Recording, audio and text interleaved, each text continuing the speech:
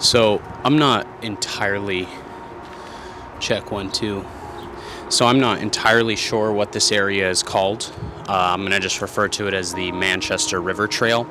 This goes down by Delta Dental and goes past the footbridge that connects you to the rail trail. I'm gonna follow it all the way down to the old smokestack. About 4 years ago, I remember I was doing a drone flight here, and I was standing here for probably 15-20 minutes getting a flight.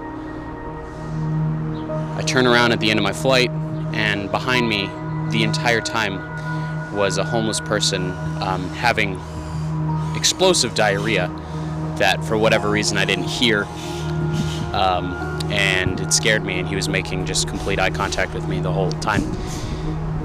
It smells like raw sewage down here pretty bad, especially the closer you get to the river. So